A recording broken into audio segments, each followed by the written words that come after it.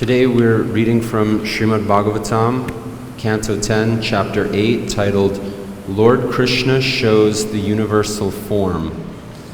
We're going to read texts 37 through 39. 39 is on the board, so I'll just read the first two texts and then we can chant the third one together.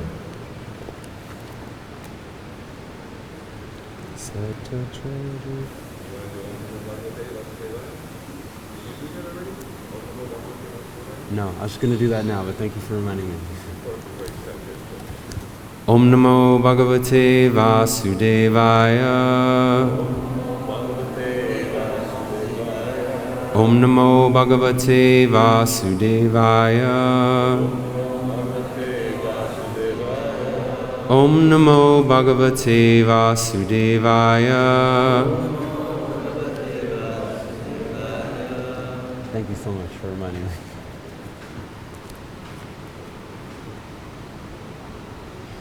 Sa tatra dadṛśe viśvaṁ jagat sthāsnu chakam diśaḥ sādri-dvīpābdhi-bhūgolaṁ sa-vāyu agnīndu-tārakam jyotiś-cakram jalaṁ tejo nabhasvān vidyad evacha vaikārikāṇīndriyāṇi mano matra gunastraya.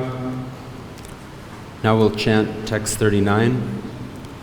Etad-vichitram. Maybe this is a different meaning.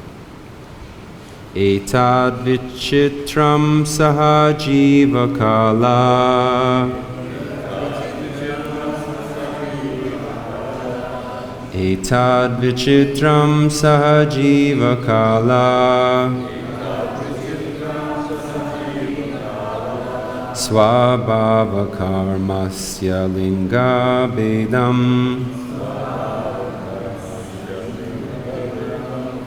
svabhāva-karmāśaya-liṅga-bhedam.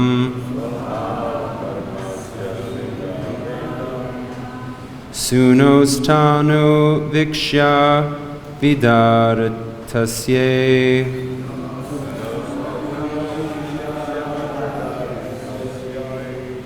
Sthāsnu vikṣya vidārita-āsye.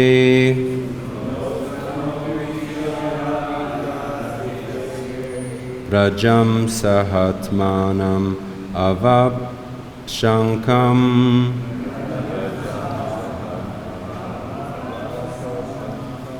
Rajam saha-ātmānam avapashankam.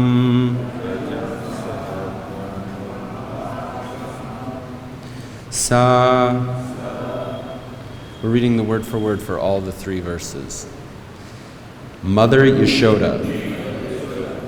Tatra, within the wide open mouth of Krishna. Dadṛśe, saw. viśvaṁ, the whole universe. Jagat, moving entities. Sthāsnu, maintenance of non-moving entities. Cha, end. Khaṁ, the sky. Diśaḥ, the directions. Sa-adri, with the mountains. Dvīpa, islands. Abdi, and oceans. Bhū-golam, the surface of the earth. Sa-vāyu, with the wind blowing. With the blowing wind. Agni, fire. Indu, the moon. Tārakam, stars. Jyotiḥ-cakram, the planetary systems. Jalaṁ, water. Tejo, light. Nabhasvān, outer space. Viyad, the sky. Eva, also. Cha, and. Vaikārikāṇī, creation by transformation of ahankar. Indriyāṇi, the senses. Manaha, mind. Matraha, sense perception. Gunatrayaha, the three material qualities. Sattva, rajas, and tamas. Etat, all these. Vichitram, varieties. Saha, along with. Jiva-kāla, the duration of life of all living entities. Svabhāva, natural instinct. Karma-āśaya, resultant action and desire for material enjoyment. Liṅga-bhedam, varieties of bodies according to desire. Suno-tano, in the body of her son. Viksha, seeing. Vidārita-āsye, within the wide open mouth. Brajam, Vṛndāvana-dhāma, Nanda Mahārāja's place. Saha-ātmānam, along with herself. Avapa, was struck. Shankam, with all doubts and wonder. Translation. When Krishna opened his mouth wide by the order of Mother Yasoda, she saw within his mouth all moving and non-moving entities, outer space and all directions, along with mountains, islands, oceans, the surface of the earth, the blowing wind, fire, the moon, and the stars. She saw the planetary systems, water, light, air, sky, and creation by transformation of ahankara. She also saw the senses, the mind, sense perception, and the three qualities, goodness, passion, and ignorance. She saw the time allotted for the living entities. She saw the natural instinct and the reactions of karma, and she saw desires and different varieties of bodies, moving and non-moving.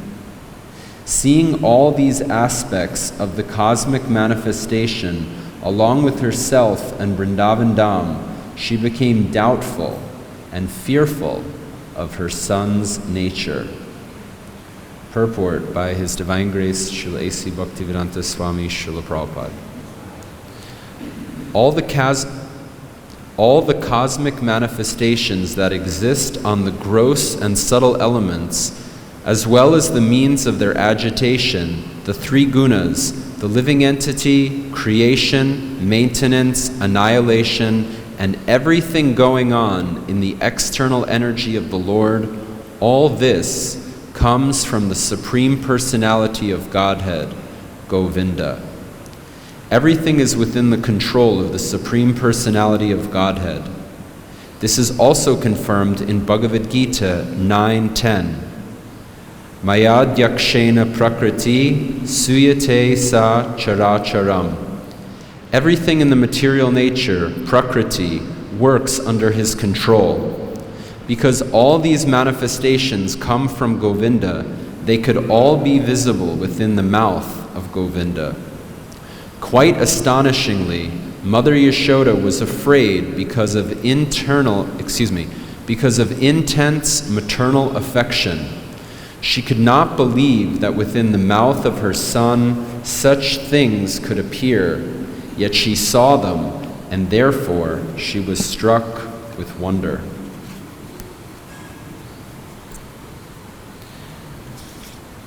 Om Jnana-timirandasya Jnananjana Shalakaya Chakshulam Militam Yenam Tasmai Sri Gurave Namaha Sri Chaitanya Manobhistam Stapitam Yena Bhutale Swayam Rupa Kadamayam Dadati Swapadantikam Bandeham Sri Guru Sri Yuta-pada-kamalam Sri Gurun Vaishnavam-scha Sri Rupam Sagrajatan Sahagana Raghunathan Vitam Tam Sajivam Sadvaitam Savadutam Parijana Sahitam Krishna Chaitanya Devam Sri Radha Krishna Padan Sahagana Lalita Shri Vishakhanvitamscha He Krishna Karuna Sindhu Dinabandhu Jagatpate Gopesha Gopika Kanta Radha Kanta Namostute Tapta Kanchana Gaurangi Radhe Vṛndāvaneshwari Rishabhanu Sutta Devi Pranamami Hari Priye Panchakalpa Tarubhyascha Kripa Sindhu Vayevacha Patitanam Pavanebhyo Vaishnavebhyo Namo Namaha Jaya Sri Krishna Chaitanya Prabhu Nityananda Sri Advaita Gadadhar Shivasari Gaura Bhakta Vrinda Hare Krishna Krishna Krishna Hare Hare Hare Rama Rama Rama Hare Hare.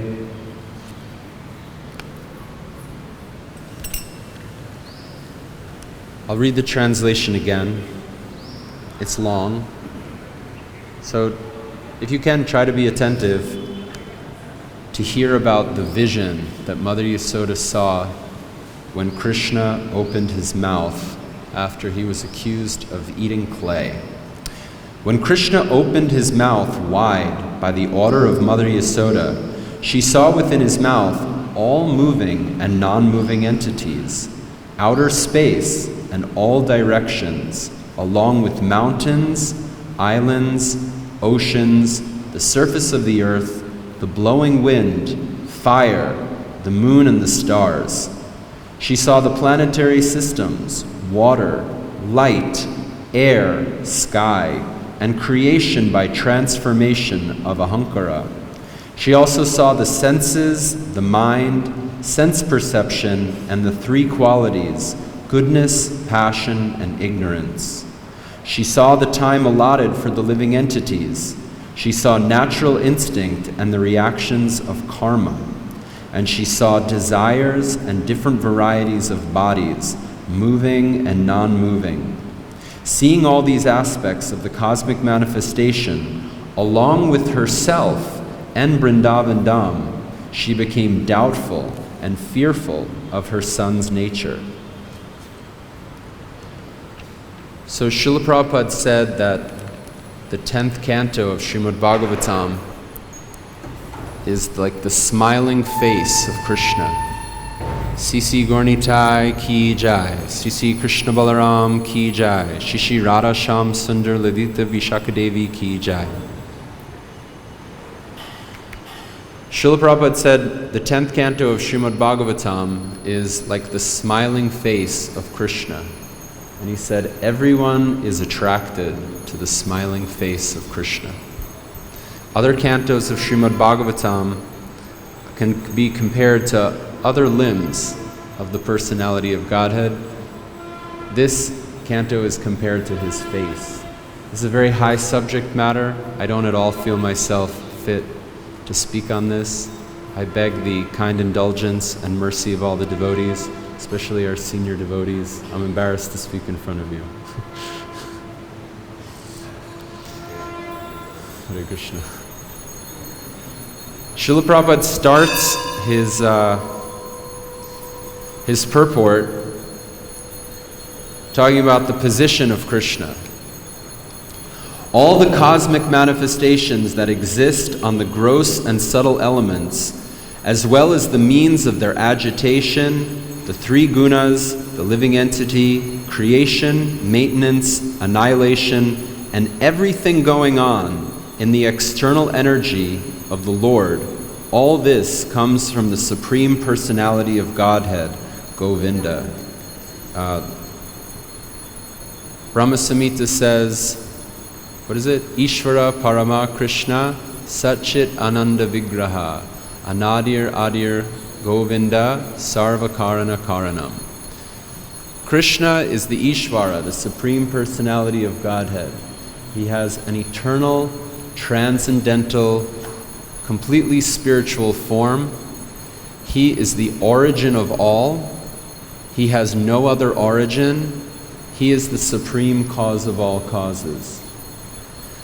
So this opulence of Krishna is being mentioned, and this can be elaborated on very extensively by reference to Shastra, how Krishna is the origin of all. We'll just find a few verses in Bhagavad-Gita that say the same. Krishna says, Mata parataram nanyat kischit asti dhananjaya mai sarvam idam protam sure mani gana iva. O conqueror of wealth, there is no truth superior to me. Everything rests upon me as pearls are strung on a thread.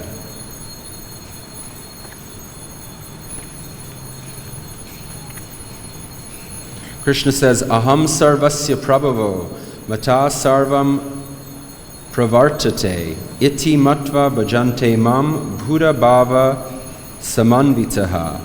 I am the source of all spiritual and material worlds. Everything emanates from me. The wise who perfectly know this engage in my devotional service and worship me with all their hearts.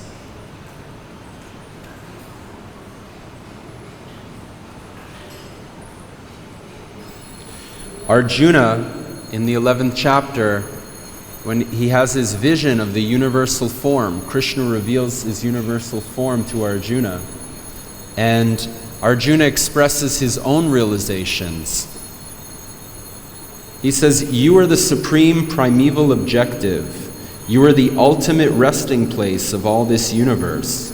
You are inexhaustible, and you are the oldest. You are the maintainer of the eternal religion, the personality of Godhead.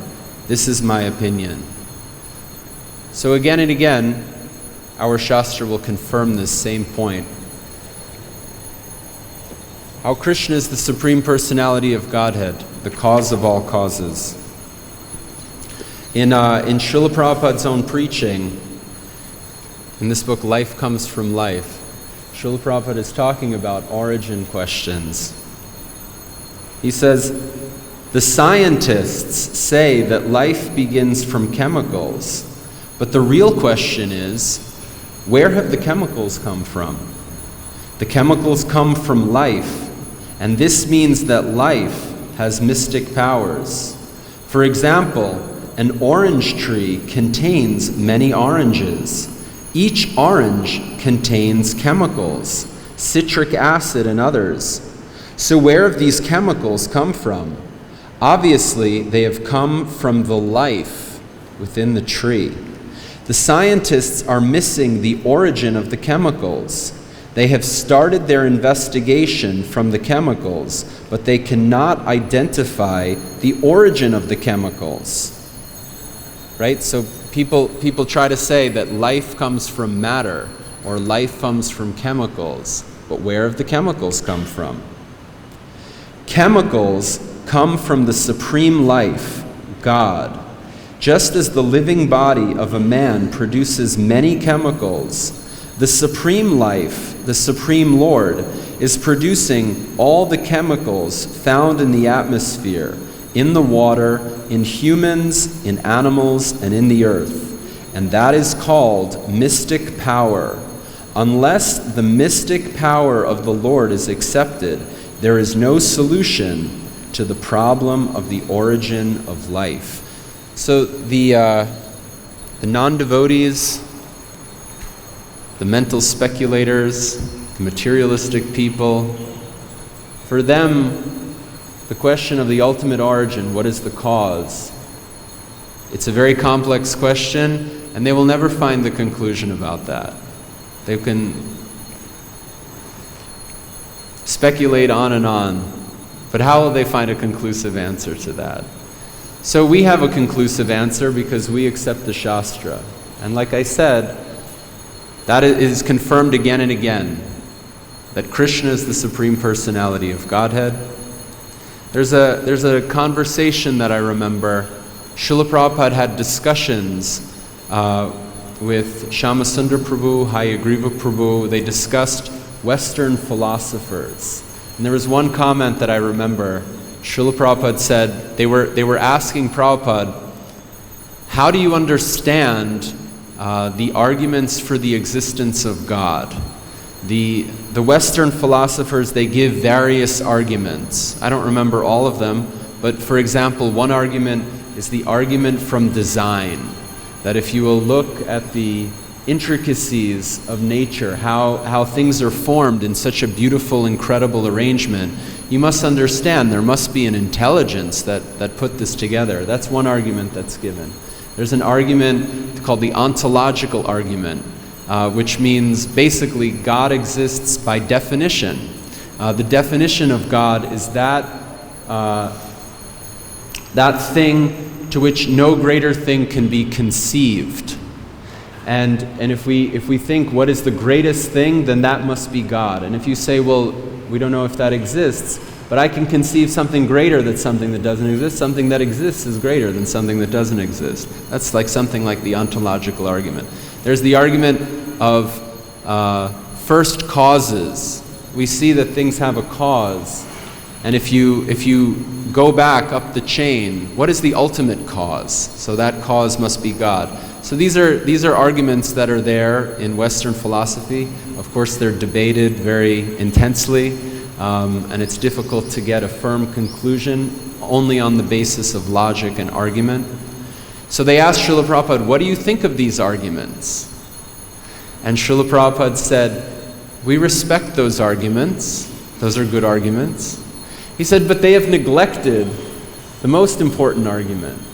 The most important argument is I have a father, and my father had a father, and my grandfather had a father, and my great-grandfather had a father, and so on, and so on, and so on. Who is the Supreme Father? So that Supreme Father is the Supreme Personality of Godhead. So,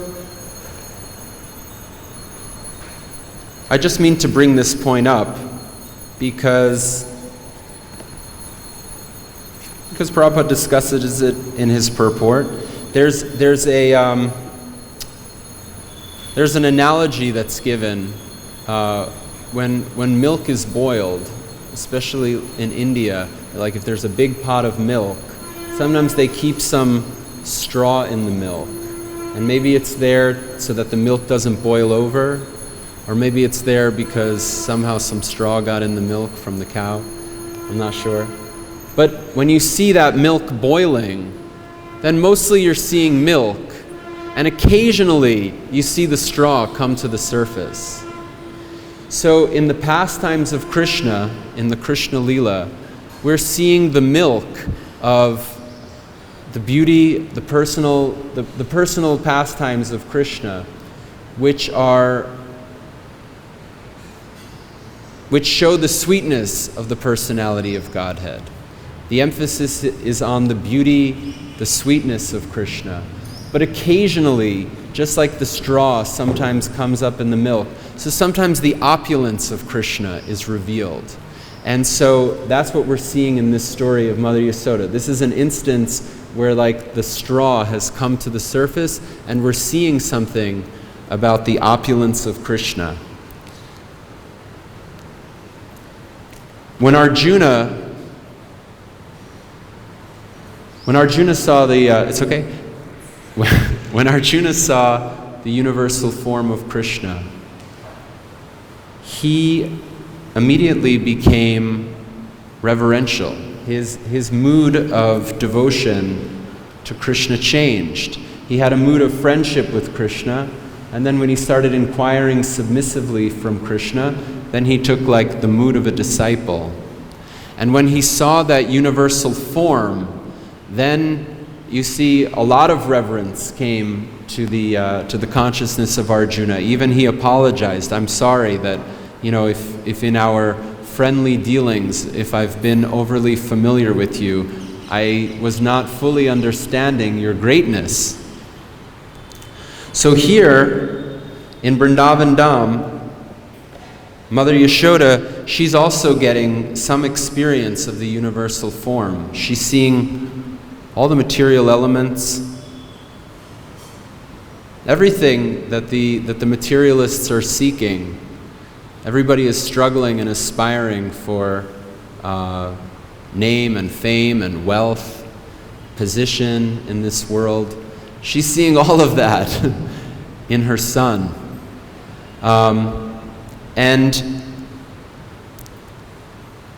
definitely her consciousness is affected. It's described, Mother Yashoda, she took shelter of the Supreme Personality of Godhead. But it doesn't say that her mood of being his mother changed. Somehow that mood of being the mother, it still remained prominent even while she's experiencing this opulence.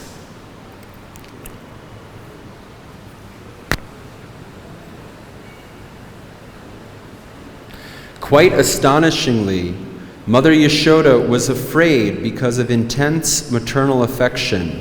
She could not believe that within the mouth of her son such things could appear, yet she saw them, and therefore she was struck with fear and wonder.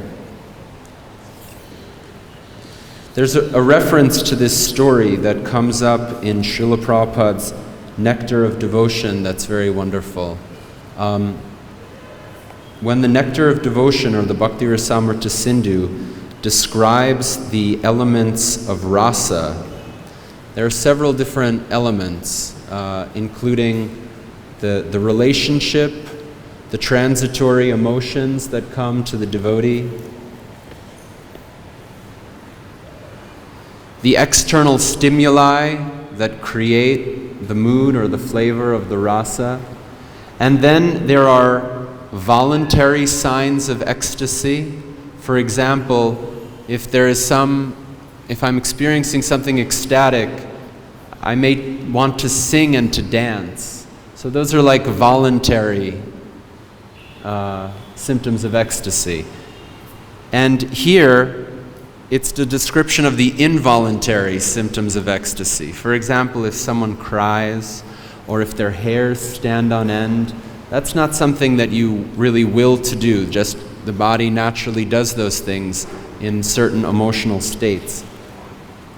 So Srila Prabhupada writes in Nectar of Devotion, this section is called Standing of Hairs on the Body. The standing up of hair on the body was manifested when Mother Yashoda found within Krishna's mouth all of the universal planetary systems. She had asked Krishna to open his mouth wide just to see whether he had eaten dirt.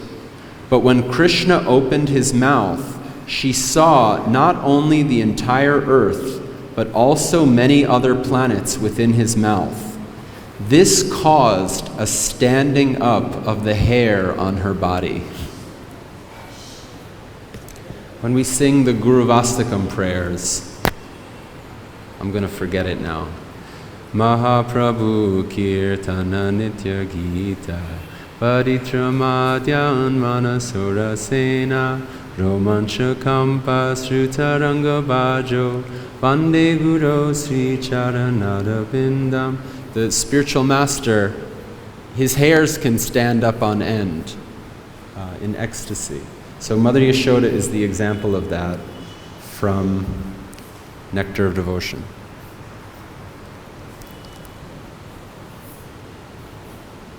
So those were the things I thought to say about the verse and the purport. Dharmatma Prabhu said I could say a few things. about His Grace Bhubaneswar Prabhu. I haven't totally put my thoughts together about what to say, and in a few days there will be a proper program honoring him. I had his association for about 20 years. In the early 2000s, I spent time on the Kirtan party, and so I was like one of these younger guys at that time. And Bhubaneswar immediately kind of caught me and brought him into his sphere and engaged me like in every way. I think there was a long period of time where I was like practically in his room morning, noon, and evening. He would have me reading Shastra to him, actually. He also engaged me in the kitchen. He would feed me lunch prasadam from the Rajbhog offering. And in the evening we would always read. I was speaking to Dharmatma Prabhu yesterday. He made the nice point how fixed Bhubaneswar Prabhu was in his schedule. He would attend the morning program. He had his cooking service. When I served with him, he was still in this kitchen here next to Radha Shamasundar's altar. The new kitchen had not yet come into being. So maybe around the time of Bhagavatam class, he would start his cooking service and hear the classes on the radio. It would take him a couple of hours. My experience of his cooking was he was so absolutely efficient in everything that he did. It was like this dance where just like the same motions were done every single day. And the way that he would just, walk between the different fires and the different things that were going on, I just saw he did not stir a pot one time more than was absolutely required. He had me blending things, like I would blend tomatoes, or I would grind nuts and things for his sweets. Any extraneous thing that I did, he always said, why'd you do that? Like, we use the blender for something, so then I would want to wash the blender. Why did you do that? I didn't tell you to do that. You don't need to wash that right now. That's not the order of things that we're doing in it. The next thing that we're going to blend, it doesn't matter if there's still, some tomato juice left over from the last thing. That's how efficient he was. I remember one time, he had me in the corner doing something, and he had one. There was the bowl full of some boga, and then there was some chopping board or something, and the way I had arranged it, I kind of changed the order. And when he looked around, he said, "Hey, why'd you move that?" "Oh no, I thought that it would be better if this is over here." And he had a very dry sense of humor. And I said, "Oh, I thought it would be better, I thought if this is over there." He said, "I don't pay you to think." So he had everything just how he wanted it. And then when the noon offering came off, he would get his portion of one of the plates, and he would bring me in, and after he took his portion, then I would also take some portion, and we would go to his room. At that time, he was living below Radha Shamasundar. There's a few deity rooms down here.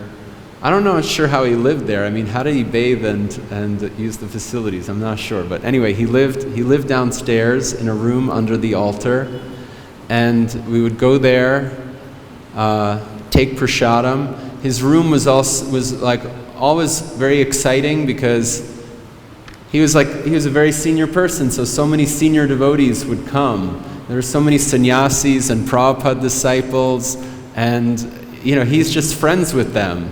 So I'm just like the new bumbling bhakta, but somehow I got so much sangha just by being around him.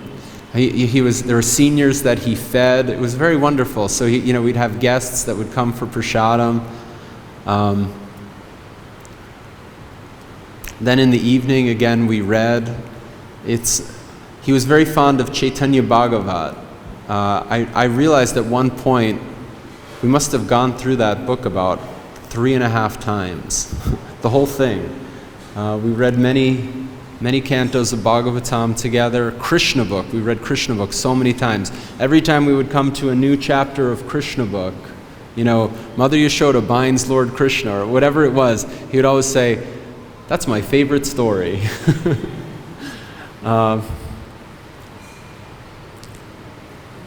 There's so many things to say, just so that I don't just mumble on.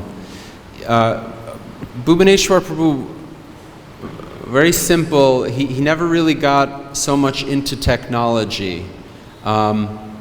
Even he was just keeping like a very simple old kind of Nokia phone or something like that. He never upgraded to like the smartphone era. He never had a computer.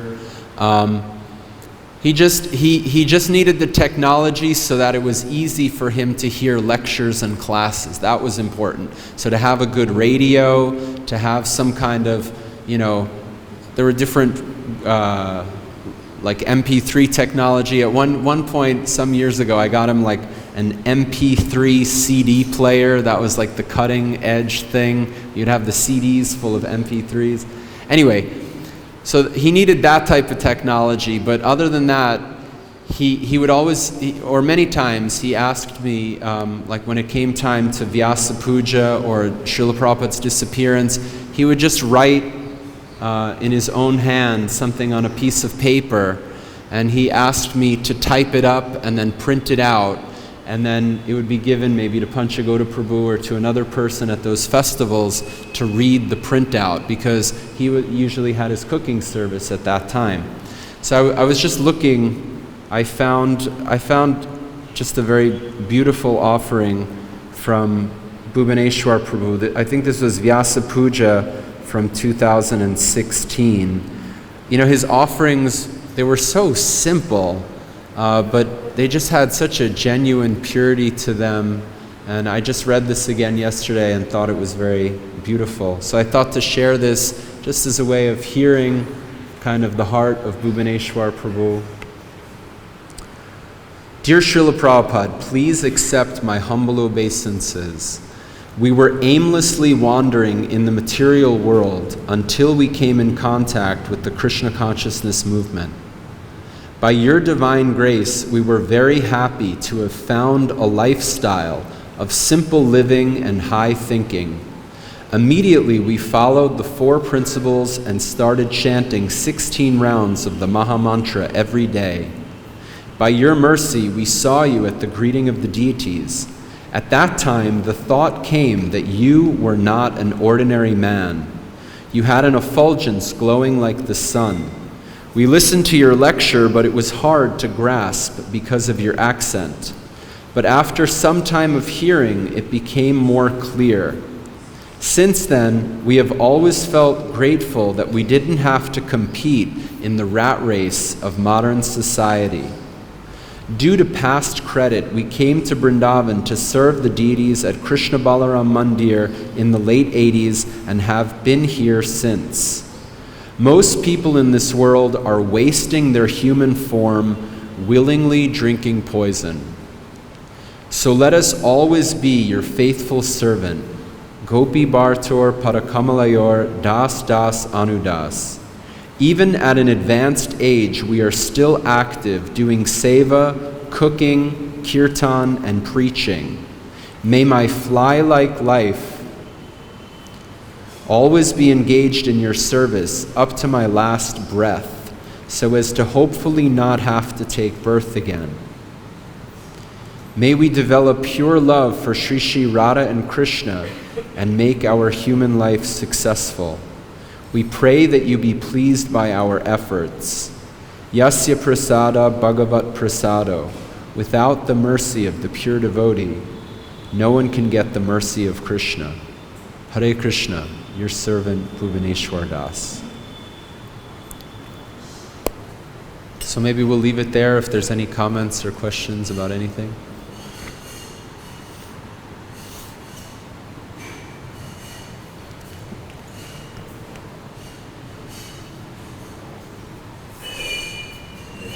you said. Hare Krishna.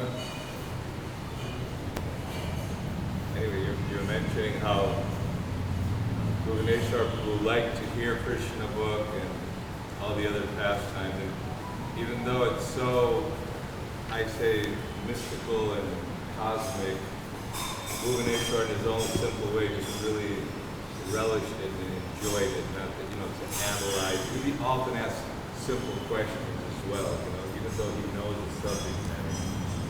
That's a good comment. Yeah, he was a very, Panchagoda Prabhu said that Bhuvaneshwar Prabhu was like very fixed in his hearing. Sorry, say it again, what were the points? Yeah, I mean... He relished the pastimes.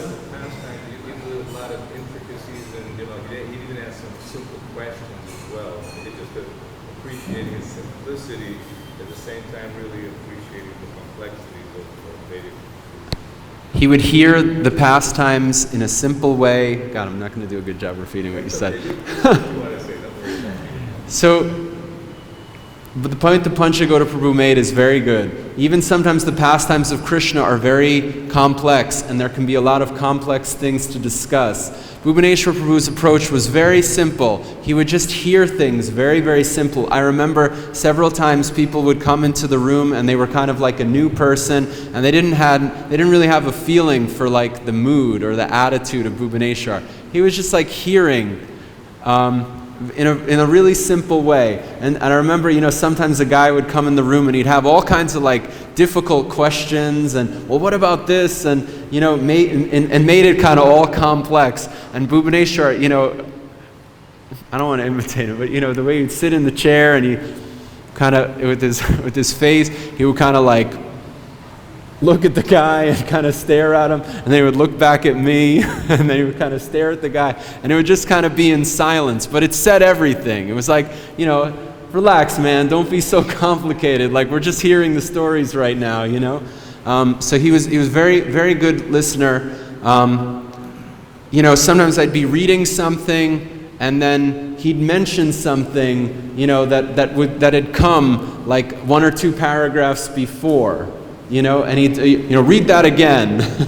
And it was like it took him a moment to kind of digest it, but he wanted to hear it again. So he'd mention something and what? And then, oh yeah, that was said like a couple of paragraphs ago. We'd read it again. So, yeah, thank you. Also, there's a humor buzz. I came in one time and Mama Larky with a little spray quirky. What's the matter? You got to take off your pajamas? That's a good one. We had a kind of dry humor. Yeah. It was very, Right. Thank you. Yeah. So many, he would constantly rip on me, constantly keep me humble, always like these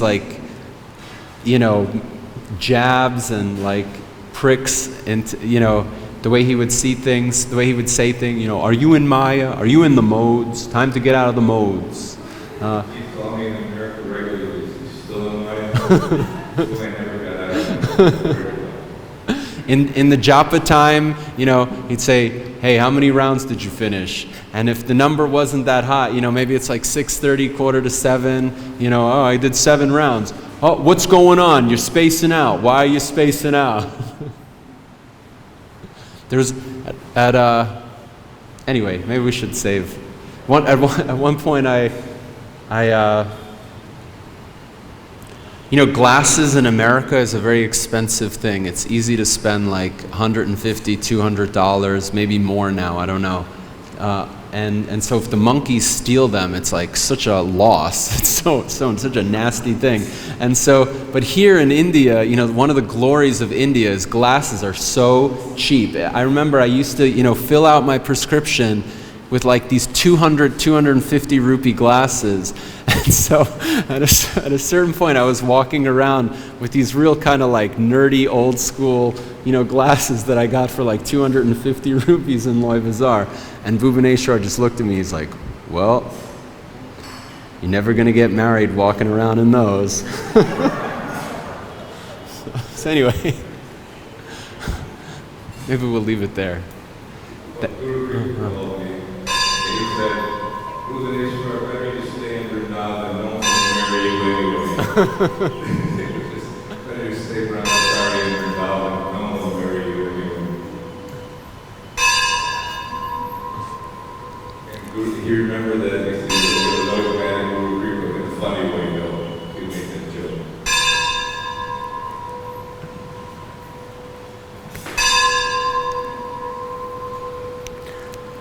Thank you so much for your kind attention. Karantaraj Srimad Bhagavatam ki jai. Srila Prabhupada ki jai.